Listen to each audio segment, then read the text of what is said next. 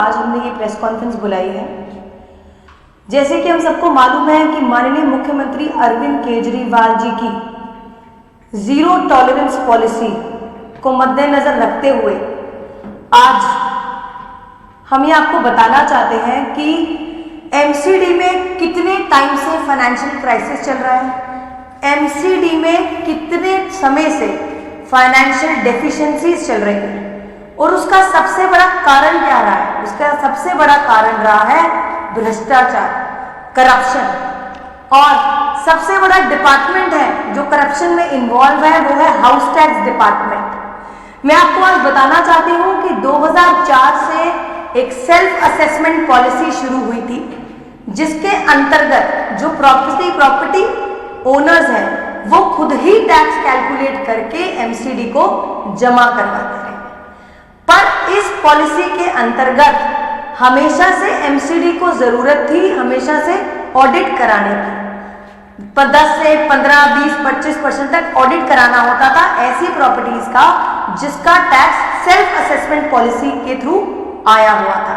But ये बहुत ही दुर्भाग्यपूर्ण है कि एमसीडी हमेशा से ऐसी प्रॉपर्टी का ऑडिट कराने में असमर्थ रही। 10% भी ऐसी प्रॉपर्टीज का जो है ऑडिट नहीं हुआ और हमेशा से कोई ना कोई रीजन दिया गया कि मैन पावर नहीं है, एम्प्लॉयज की कमी नहीं है, तो इसी वजह से ये ऑडिट पॉलिसी जो है पॉलिसी नहीं लागू हो पाई ठीक ढंग से।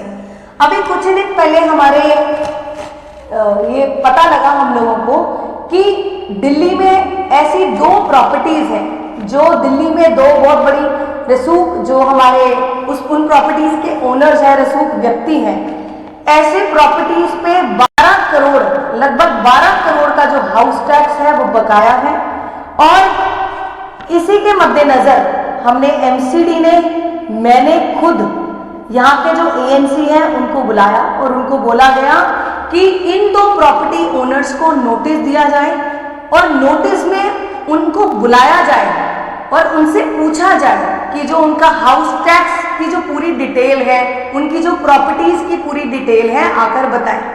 तो एएनसी ने हमारे कहने पे नोटिस तो भेज दिया, पर वो दोनों प्रॉपर्टी ओनर्स यहाँ पर एमसीडी में आकर उन्होंने कुछ भी आकर अपनी डिटेल नहीं बताई और कोई भी एक्शन एएनसी कुणाल कश्यप जी उन्होंने आगे कोई भी एक्शन नहीं लिया।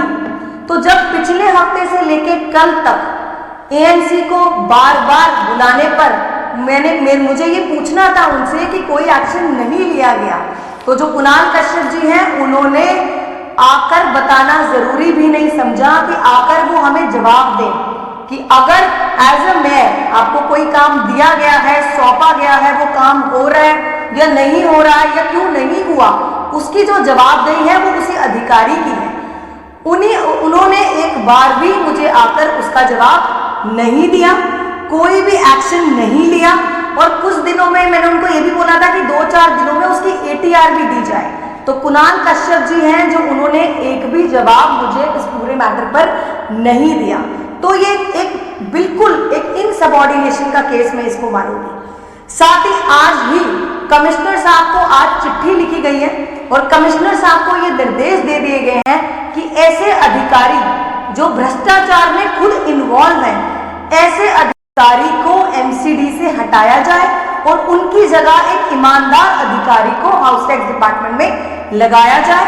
और जब से इन अधिकारी ने यहाँ एमसीडी में ज्वाइन किया है और टिल डेट जितना भी हाउस टैक्स का काम हुआ है उस पर इंक्वायरी बिठाई जाए, उसकी पूरी डिटेल बनाकर रिपोर्ट सौंपी जाए और साथ ही विजिलेंस भी बिठाई जाए।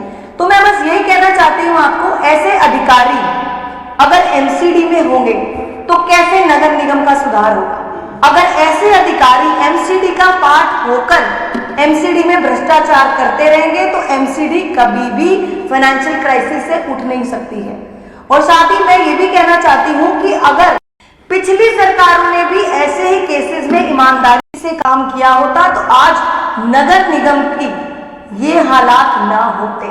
आज जो नगर निगम के हालात इसीलिए हैं क्योंकि पिछली सरकारों ने भी कुछ नहीं करा, पिछली सरकारों ने भ्रष्टाचार के अलावा कुछ नहीं किया। ऐसे अधिकारी जिन्होंने भ्रष्टाचार किए उन पर भी कोई एक्शन नहीं लिया।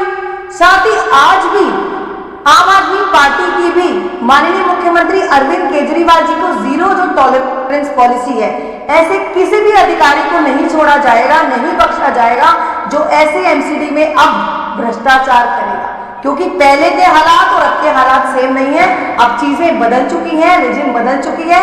आम आदमी पार्टी जैसी ईमानदार सरकार अब नगर निगम में आ चुकी है, तो भ्रष्टाचार जो जो करेगा